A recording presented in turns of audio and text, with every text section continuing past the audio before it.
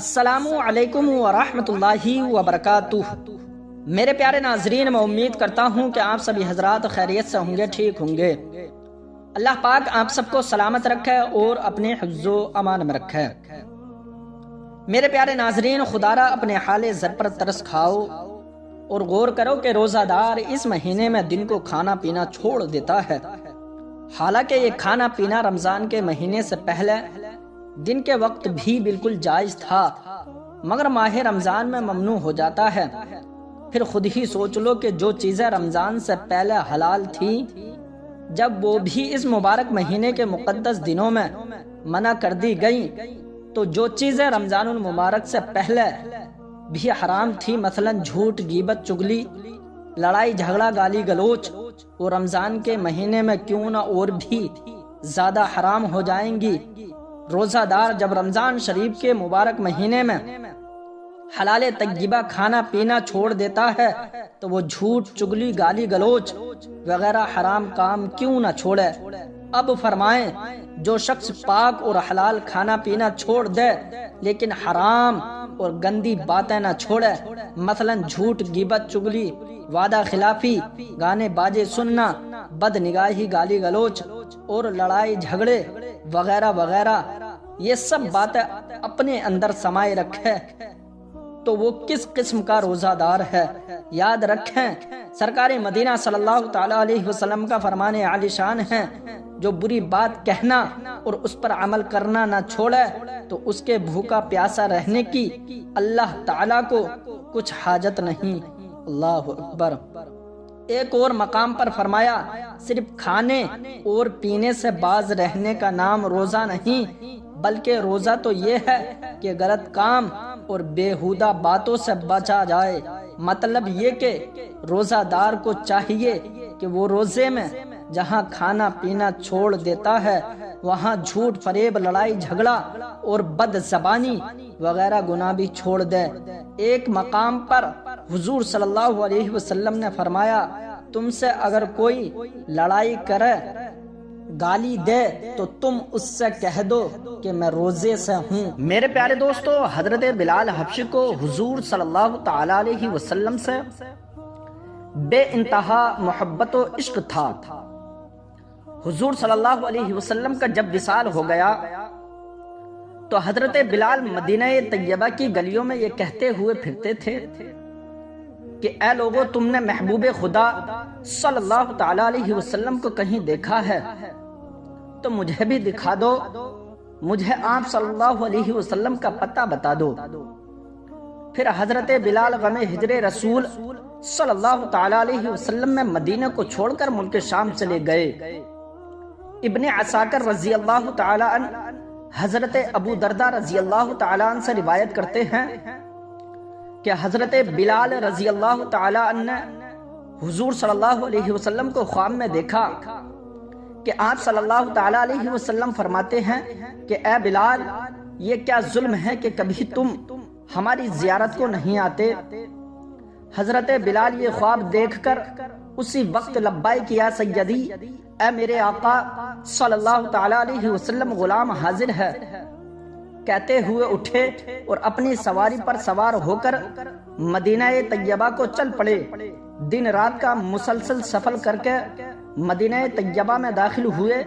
سب سے پہلے آپ مسجد نبوی میں پہنچے، حضور صلی اللہ علیہ وسلم کو ڈھونڈا مگر محبوب کو نہ پایا۔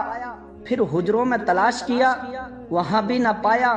پھر قبر شریف پر پہنچے تو اشک بار ہو کر عاجزی کے ساتھ روئے زمین خاک پر رکھ کر اشک بار ہو کر عرض کیا، یا رسول اللہ علیہ السلام، شام سے غلام کو یہ کہہ کر بلایا کہ ہم سے مل جاؤ، اور جب غلام حاضر ہوا تب پردے میں چھپ گئے۔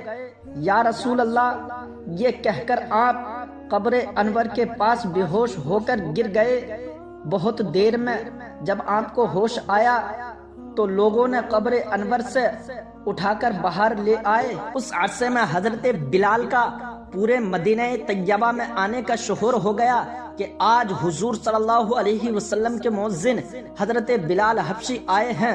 سب نے مل کر حضرت بلال حبشی رضی اللہ تعالی عنہ سے درخواست کی کہ وہ اذان ایک مرتبہ سنا دو جو حضور صلی اللہ علیہ وسلم کو سناتے تھے۔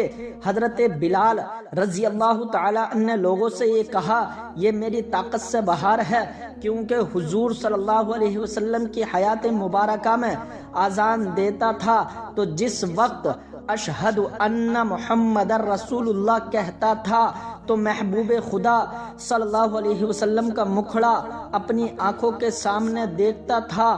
اب بتاؤ کسے دیکھوں گا، مجھے اس خدمت سے معاف رکھو۔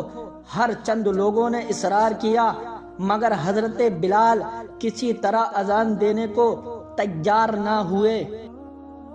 اور میرے پیارے دوستو، حتیٰ کہ حضرت ابو بکر صدیق رضی اللہ تعالی عنہ حضور صلی اللہ علیہ وسلم کی وفات کے بعد حضرت بلال سے چاہا تھا کہ اذان پکارے، لیکن حضرت بلال نے یہ کہہ دیا تھا کہ اے امیر المؤمنین، آپ نے مال دے کر مجھے خریدا اور راہ خدا میں آزاد کر دیا، یہ سب آپ نے اپنے لیے کیا تھا یا خدا کے لیے؟ حضرت ابو بکر صدیق رضی اللہ تعالی عنہ نے فرمایا، خدا کے لیے کیا تھا۔ حضرت بلال نے کہا، اب مجھے بھی خدا کے لیے چھوڑ دو تاکہ میں خود مختار ہوں، مجھ میں اب اتنی طاقت نہیں کہ محبوب خدا صلی اللہ تعالی علیہ وسلم کے بعد کسی دوسرے کے لیے اذان کہوں۔ اس کے بعد حضرت بلال شام چلے گئے تھے اور وہاں سے اب زیارت کرنے کو مدینہ منورہ تشریف لائے ہیں۔ خلاصہ کلام یہ ہے کہ تمام لوگوں نے مشورہ کیا کہ حضرت بلال کسی کا کہنا نہیں مانیں گے، تم کسی کو بھیج کر حضرت حسنین کریمین حضرت امام حسن اور حضرت امام حسین کو بلا لو، وہ اگر آ کر اذان کی فرمائش کریں گے تو بلال ضرور مان جائیں گے، کیونکہ حضور صلی اللہ علیہ وسلم کے اہل بیت سے بلال کو بہت عشق و محبت ہے۔ یہ سن کر ایک صحابی حضرت امام حسن اور حضرت امام حسین رضی اللہ تعالی عنہما کو بلا کر لے آئے۔ حضرت بلال نے ان کو گود میں لے کر سر اور آنکھوں کو چوما۔ سبحان اللہ۔ پھر حضرت امام حسین علیہ السلام نے حضرت بلال کا ہاتھ پکڑ کر فرمایا کہ اے بلال، آج ہمیں بھی وہی اذان سنا دو جو ہمارے نانا جان صلی اللہ علیہ وسلم کو سنایا کرتے تھے۔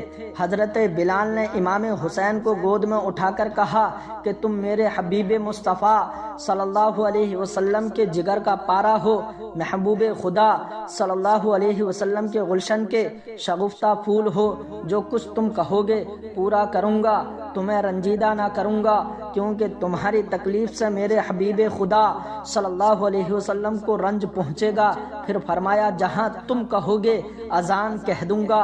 حضرت امام حسین نے حضرت بلال کے ہاتھ کو پکڑ کر آپ کو مسجد نبوی کی چھت پر کھڑا کر دیا۔ حضرت بلال نے اذان کہنا شروع کی، اللہ اکبر کہا تو لوگوں میں شور مچ گیا، گویا تمام شہر مدینہ حرکت میں آ گیا۔ جب اشہد اللہ الہ الا اللہ پر پہنچے تو ایک دوسری قیامت قائم ہو گئی۔ اور میرے پیارے دوستو، ہزارہ چیخیں نکلی، کوئی عورت مرد خرد و کلام مدینے میں ایسا نہ تھا جو گھر سے باہر نکل نہ آیا ہو اور اس وقت رویا نہ ہو۔ عورتیں رو رہی تھی، بچے اپنی ماؤں سے پوچھتے تھے کہ تم بتاؤ حضرت بلال مؤذن رسول صلی اللہ علیہ وسلم تو آ گئے، مگر حضور صلی اللہ علیہ وسلم مدینہ کب تشریف لائیں گے؟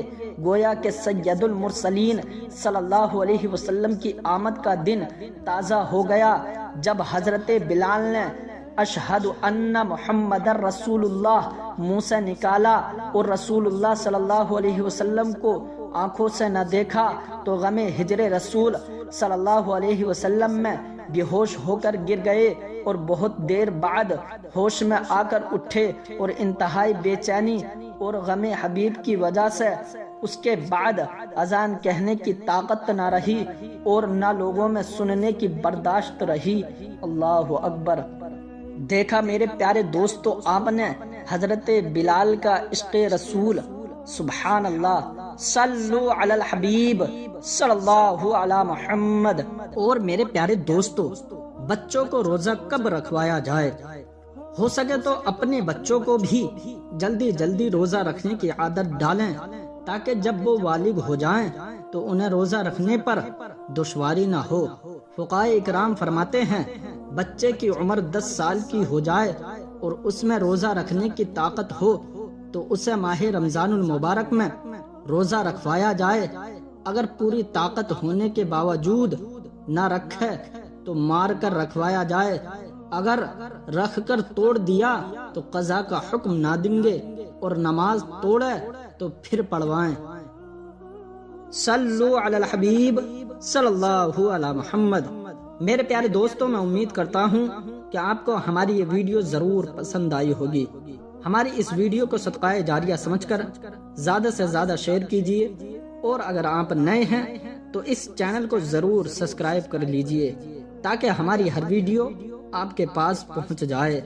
صلو علی الحبیب صلی اللہ علی محمد۔